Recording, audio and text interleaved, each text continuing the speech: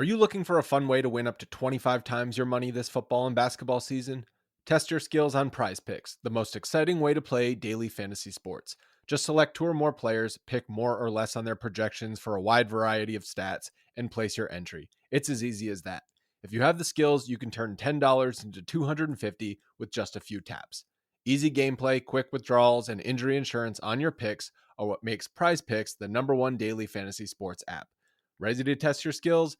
Join the PrizePicks community of more than 7 million players who have already signed up.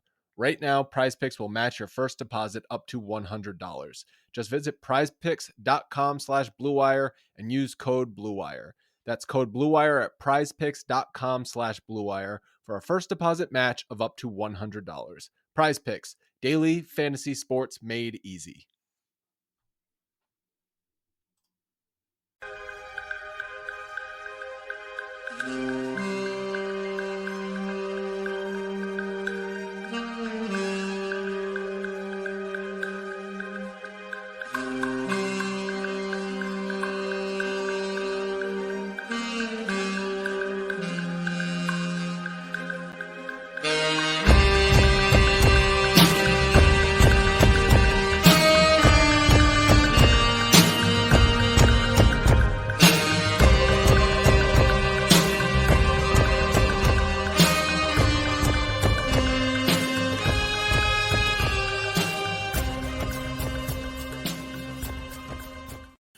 Hello, everyone. Welcome to Pod Mavericks After Dark. I'm Kirk Henderson, joined by fellow editor over at Mavs Moneyball, Doyle Raider. Doyle, how are you doing? I'm doing good, Kirk. So just as a precursor, I'm recording this from my hotel room. I have no idea how the Wi-Fi will hold up. I have no idea if we'll be able to actually record this thing. But I had enough people ask me if I was going to do the show, and I got a couple of people at the hotel I'm staying at let me know that they felt the Wi-Fi would be pretty good, and I wanted to go ahead and kick us off here. Day one of Summer League for the Dallas Mavericks, day two for the NBA Summer League in general. I am out here just kind of on my own, seeing friends, watching basketball, hanging out. Doyle would normally do this in the past, but life changes have prevented you from traveling this year. But we did watch one, I felt like, pretty interesting Summer League game. So the Dallas Mavericks fell to the Oklahoma City Thunder 91-80. But in games like this, particularly in a game where the Thunder are basically playing four of their rostered players, it felt like kind of a different talent imbalance. The Thunder just have lots and lots of young guys. So the fact that the Mavericks lost doesn't bother me a tick. I think that there's a whole lot of stuff that we could talk about, and I'm kind of curious as to where you think we should start, Doyle. I guess, the thing that everyone's is going to want to talk about is how did our two first-round draft picks look in this game, Dereck Lively and Omax? So for me, I was sitting baseline, and I'm not really used to that perspective. I always watch it on my TV, so you're watching from the sides. And so I got a look at the offense in the first half and the defense. Yeah, that's right. Is that right? Whatever. I definitely got a good look at the offense in the first half and the defense in the second half, right up close and personal. And kind of starting with Lively, defensively, I can absolutely see where the Mavericks are interested. He is like the kind of Tyson Chandler comps I feel aren't really fair to anyone involved. I don't either. Yeah, I don't like so. He's a real big guy. Like, he's definitely slender and athletic, but he's very, very, very muscular. He's got nice feet too, which was something that I thought was interesting to watch. And what I mean by that is I don't feel like he was ever plodding. I felt like he was moving around well, adjusting his feet based off of how defenses were attacking him, sliding well. For a guy who has a reputation of kind of being a big-time fouler, I don't think he was necessarily that bad in that regard. And by the way, guys, I apologize if it's really loud. The only place I could get decent internet in my room happens to be near the internet or the air conditioning port. How is it, Doyle? Can you hear it? Yeah, it's barely there in the background. I think barely there. I don't know if that's true. Let me see. It's not like the ice chewing incident. Oh yeah, well, we're never going to live that down. How's this? Is that any better? Yeah, that's pretty good. Yeah. Okay, we're gonna do this. See, we're a multifunctional podcast that's able to adapt on the fly. But I did like Lively's defense. Rebounding, I mean, he's a 7 foot tall guy. I don't think he put a body on anybody the whole game. That's something to work on over time as you just get better at it. He does have kind of an instinct for the ball. At least I felt that way. And I don't know. I think by and large, I enjoyed watching him play defense. Offensively, I thought he made some difficult catches on bounce passes on pick and rolls. He had one really, really good finish. He got fouled on a couple of other attempts. And he threw up one real soft attempt when he got bumped off his balance when he was going left. And I'm pretty sure he's right-handed. So it's like when you go left as a big guy, sometimes it's I won't say it's easy, but it's like if you're not as confident in that sort of move, you can kind of throw it up weakly and hope to get a call. The criticism on offense, and this is anybody disagrees with this, I just say you don't know what you're watching. He cannot set a screen. He has no idea what he's doing on screening. No. He's such a big person, and he committed 2 offensive fouls just with lazy shoulder screens. Really obvious stuff too, like stuff that's going to get him pulled out of an NBA game just for foul trouble purposes. But Dwight Powell got re-signed. Dwight Powell is the best screener on the team, and I felt that it's something that he can definitely be taught because he's big. He has a good base, and I think the good feet plays into it. I'm very curious. We have Ray Gary in the chat saying hard disagree on screens. He was he was awful on screens. And it was like not just him though, because screen setting is not just a one-person skill.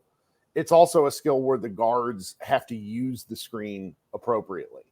And Hardy did pretty good sometimes, but it's like you got to actually get the big guy there and then set up your defender to run into the screen. So, I don't know. NBA actions sometimes drive me nuts because it's like motion for motion's sake. And Hardy and he had some nice screen and rolls, but the screens itself were not something that I was particularly in love with. But again, that's a minor quibble against a Oklahoma City team that was really good. Like they're just good. So yeah, I know. And I thought that Lively played pretty well when Chet was on the floor. Chet is obviously, going to be in the conversation for Rookie of the Year probably this coming year, since he didn't play at all last year. But there was one play, speaking to Lively's defense, it was either late in the third or early in the fourth. I don't remember exactly. But they were one-on-one against each other. Lively was defending him. They were in space. And Lively stood his ground and forced a turnover. And I thought that was probably his best play of the game. Because, like you said, he missed some bunnies in this game. In the first half, he didn't look as active as he maybe should have been. I thought he was almost playing a little tentative, like playing not to foul, so to speak. Yeah, and there were some loose balls around him that he just kind of watched. And that's not something you really want to see, especially after, not practicing for a few days and really trying to get out there and set a tone. So I thought that, there's not so much you really want to take away from one summer league game, but there was definitely room for improvement that I saw, but there was some good and there was some bad there for sure. Yeah. I will say that the stuff about Chet, I actually probably should have written about more because Chet really kicked the shit out of the Mavericks. Oh yeah. Only did it. Yeah. He only did it when Omax and Lively were off the floor. Yeah, that's very true. And yeah. There was a bunch of nothing going on when it was him starting the game. And that was where and granted, this is something maybe we can talk about because Dudley addressed it after the game. But Dudley played both of them roughly 15-ish minutes. And I think if they would have played more, maybe they would have gotten a little more burn. It was fun to watch Lively play. Omax, I need to watch the game again because a lot of what he did, statistically, he was pretty irrelevant. Yeah, I think he was 3 for 4 from the field with no other statistical contributions. Let me just look here. I had it pulled up earlier. Now I can't find it. He had 7 points, 3 for 4, 1 for 2 from deep. And he had 2 personal fouls and was a -+4 or -4. Sorry. So I'm I'm not super worried about the plus minus in that regard or anything else. I felt that defensively, his effort was outstanding. Like we're talking full tilt pressure type stuff, really, really moving. He was bigger than I thought he would be because I thought that too. I didn't realize he was that big. He's big, and I liked watching him on defense. I felt he guarded Chet a little bit early on, which was fun. Chet's much bigger than him, taller than him at least. I thought he did a pretty good job. I thought on offense, he's 3 for 4 from the field. He had one missed three. He made 1 3. He made a fast break dunk. And then the coolest play I thought he made of the game, and maybe it was just because it was right in front of me, from the right corner, he caught a cut, like a chest pass cut, like right in the short corner area, gets all the way under the rim and uses the rim to guard against Chet blocking his shot. And that's like a feel play because at that point in the game, Chet had blotted out the sun. I mean, how many blocks did he have? Because he was nuts. Let's see here. He had he's only credited with 2 blocks, but he had one off Jaden Hardy's face that was really rude. Yeah. And then he had like a volleyball block with both hands up in the air. The chase down or whatever block. Yeah. It was impressive. And I thought Omax did a really good job in the limited stuff that I saw, at least. And I would want to watch him again because I felt his effort was like 1,000%. Yes, and absolutely. I can't ask for more than a lot of effort, Yeah. I think he got caught gambling pretty bad on the one play, but other than that, he looked pretty solid. Like I want to see more of him. Like you said, like this looks like a really promising player, especially if he's able to knock down those outside shots. I think that's going to be really important. And that defense obviously is going to get him minutes, but if he can add knocking down corner threes, that's just an added bonus, especially getting him into the rotation potentially in the coming season. Yep. I'm going to be interested to see where he plays, 3 or 4, a little bit more. I guess it's probably going to be very matchup dependent. We're driven by the search for better. But when it comes to hiring, the best way to search for a candidate isn't to search at all. Don't search, match with Indeed. If you need to hire, you need Indeed. Indeed is your matching and hiring platform with over 350 million global monthly visitors, according to Indeed data, and a matching engine that helps you find quality candidates fast. Ditch the busy work. Use Indeed for scheduling, screening, and messaging so you can connect with candidates faster. And Indeed doesn't just help you hire faster. 93% of employers agree Indeed delivers the highest quality matches compared to other job sites, according to a recent Indeed survey. One of the things I love about Indeed is it makes hiring all in one place so easy and streamlined so I can spend more time on the rest of my business.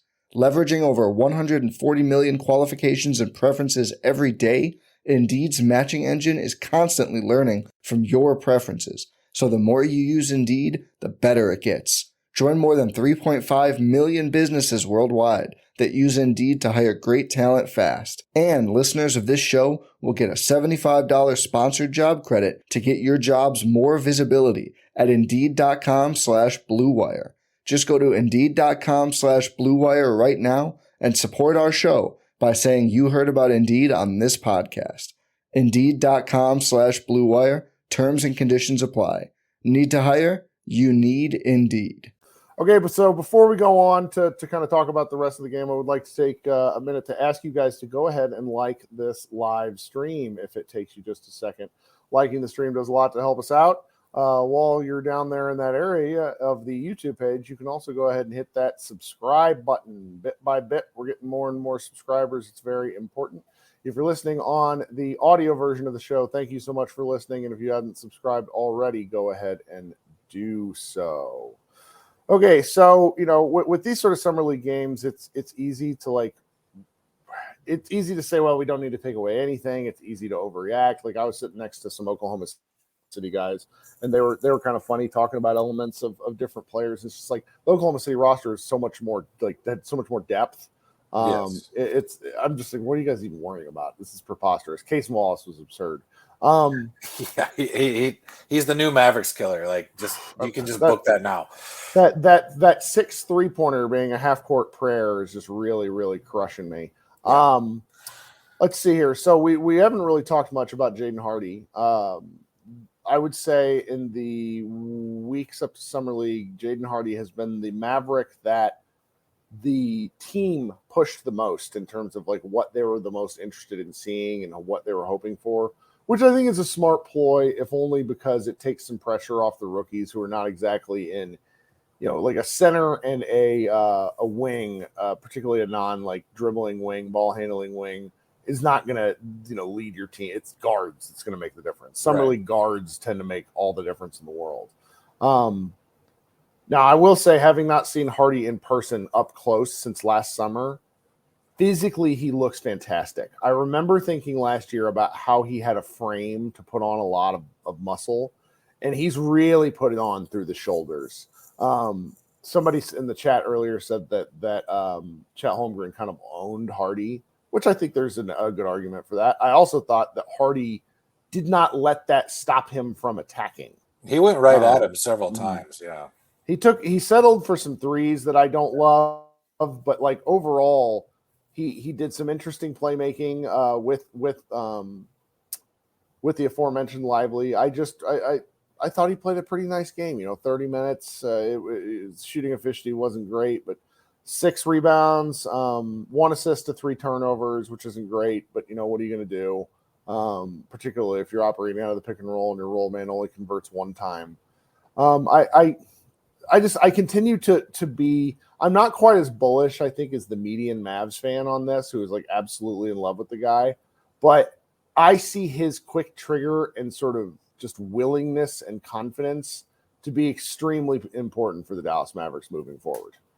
Yeah, no, I would agree, and that's something that Jared Dudley had said in the week leading up to this game today, is that he was going to lean on Hardy to be the guy that starts the offense, that he's going to get 18 to 20 shots a game. He got 18 today. He said he was looking for 15 to 16 of those to be really good looks. And like you said, he definitely put up some threes that were questionable at best.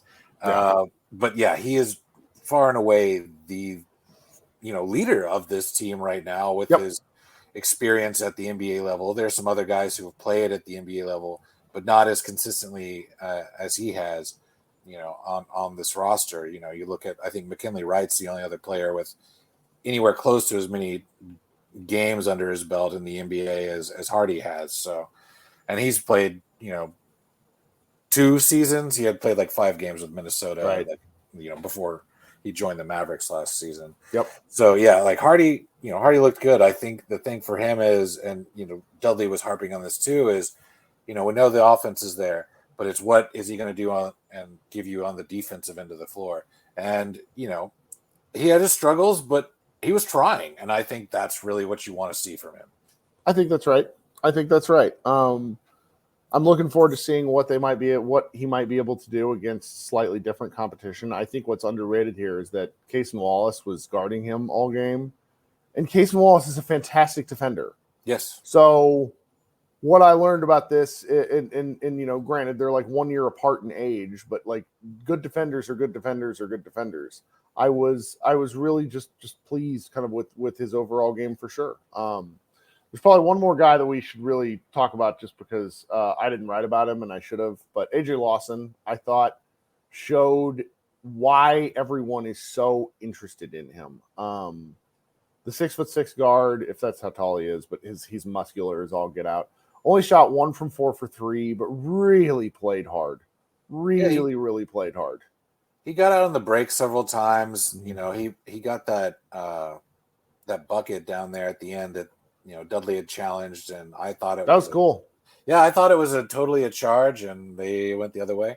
But yeah, he asserted himself there in the second half of the game, and that's really kind of the player he is. I spoke with him last year at Summer League. Well, I called him on the phone. I wasn't out there last year, but I spoke with him and kind of got the gist of who he is, and he's really kind of grown as a player. And yeah, there's definitely something there. Does it translate to the NBA level? I don't know yet, but there's the for shooting. sure. The shooting is just not good enough. 1 for 5 on threes tonight. He shot 33%, I think, during the G League. You got to get 38, 30-ish. Like, you got to be kind of 35 north. I know 2% is not going to make a big difference to some people, and I understand that. I actually think that's why, he's one of the Mavericks two-way players right now, and I expect him to stay that way. He is one of the things I like that cracks me up is like Jaden Hardy's listed at 6'4". I went and stood on the court next to him. I am not 6'4". But Lawson was tall. Lawson felt lengthier. And I know, so Cowboy in the chat says the Mavs are super guard heavy, which they absolutely are. But I feel that like some of the guys that they have in these bigger guard positions can steal wing minutes here and there if that's absolutely what they need. I'm glad the Mavericks have Lawson under contract. I'm excited to see what he can continue to do. He looks like he's put on a lot of muscle. He's a fun guy to watch play hard. Yeah, and that's what he brings. It's the playing hard for him that that's going to be his ticket right there. Yeah. So that's kind of the rundown of most of what happened in this game. I will say it's worth kind of talking about like the off court stuff a little bit too. One of the things that I found out, at least that I thought was like really cool during this game. I don't know if the Dallas Morning News sent me one. So like there's open seats along the baseline, which normally doesn't happen. And so I'm getting to sit there in the front row essentially, and there's like a spot reserved next to me for like a coach, and it's this guy named Bill Burtka. And about 2 minutes into the game, he comes and sits next to me. Now, if you don't know who he is, he's a 95-year-old like one of the most decorated assistants like in NBA history. He's been an NBA champion as an assistant coach 7 times and as an executive 3 times. He's done a lot of this stuff with the Lakers on and off. Wow. But it was really cool sitting next to him because number one, he was a really older guy, like 95. So I was like helping him like identify certain players and stuff on the court when he was asking who's who as he was taking notes.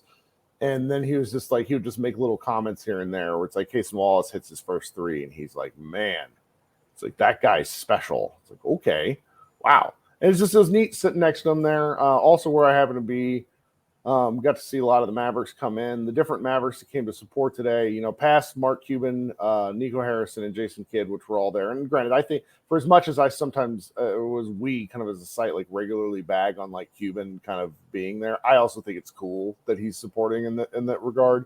I think he's been to every summer league that we've ever been out to. So yeah. And then the players who I saw were Maxey, Josh Green, Tim Hardaway, him and Maxey's beards are so big at this point. Like they're not unruly, they're just enormous. And I thought Tim Hardaway coming is really like absolutely cool because he has to know that he's under trade consideration. Like this is just not, he could be pouting, he could be at home, but instead, no, he's out. He's in the game. Kyrie came, I want to say, like midway through the first quarter, which was something. It was just cool to see an all-star that close. It's just such a fun environment. There were so many people there, Doyle. Like I for a Saturday game at noon, both sides of Thomas and Mack were filled out, and then behind it was just yesterday was kind of incredible because I'm watching. I got to watch the Summer League debut of Wembanyama. That was at 6 p.m. local time. You basically if you wanted a good seat, you needed to have gotten there by like 1 o'clock. Wow. Like I was sitting kind of on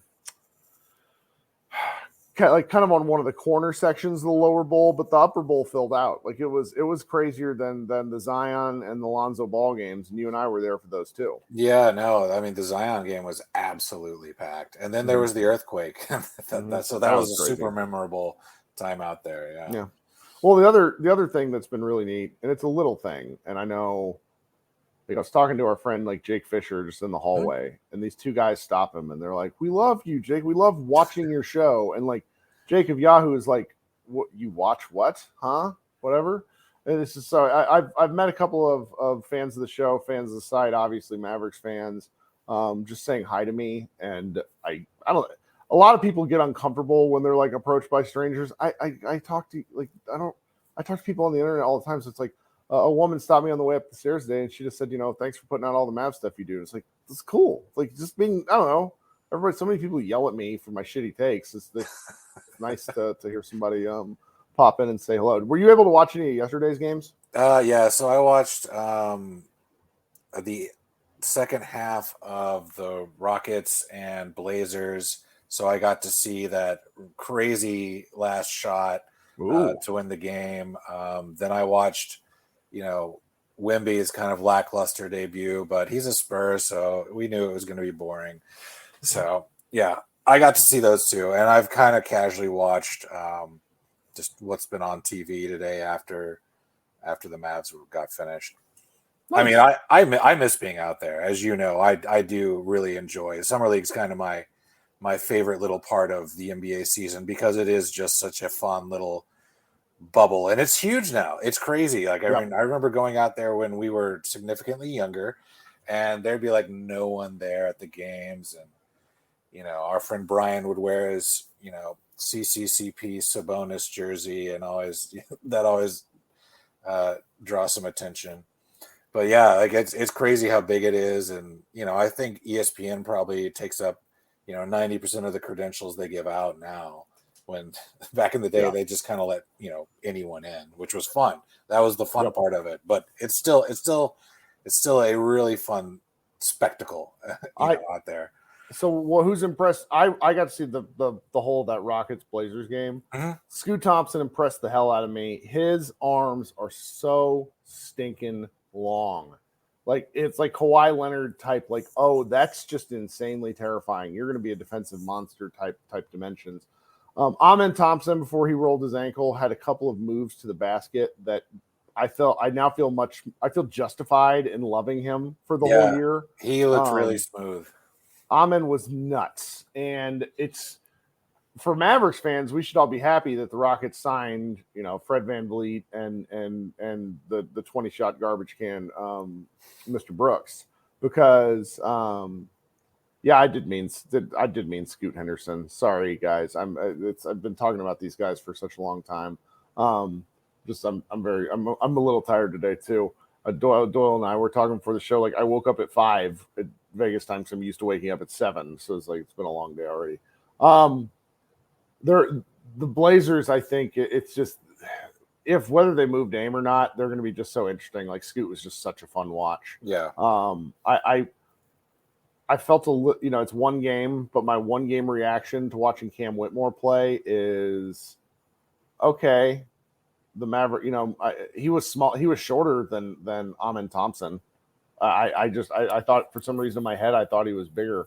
And what else was it? There's just like some definitely fun seeing some of these younger guys play. Brandon Miller didn't look particularly good.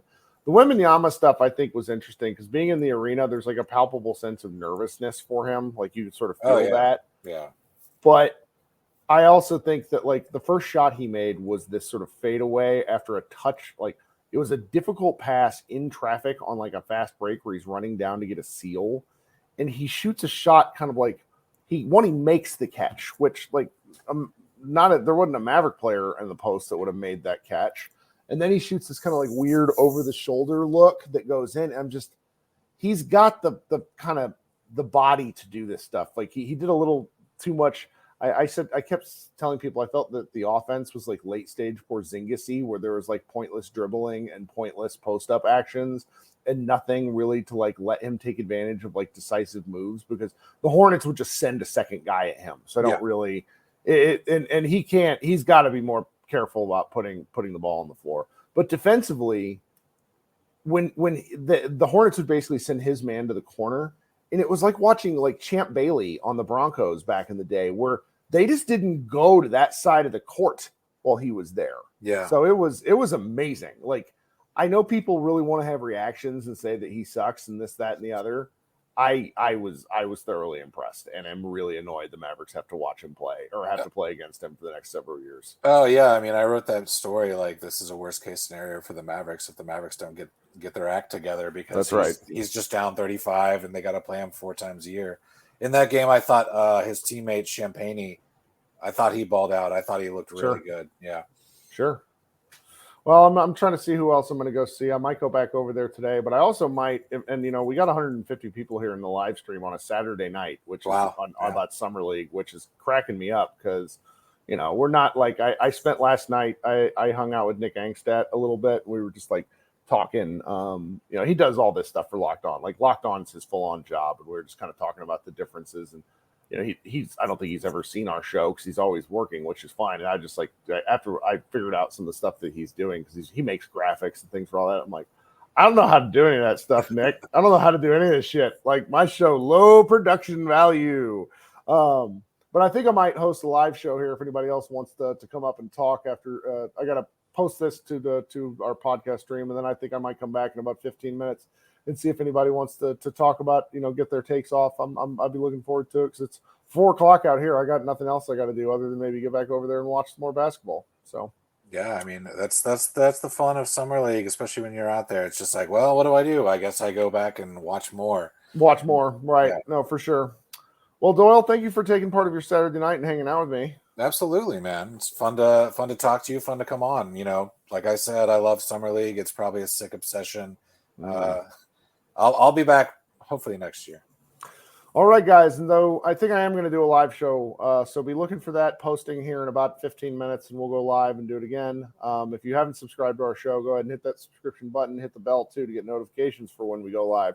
Almost everything Josh Bowe and I do will be live, just because it skips the step of having to upload it. I would like to talk about. All right, it's been Kirk Henderson and Doyle Rader, and we will talk with you guys at some point again. Go Mavs.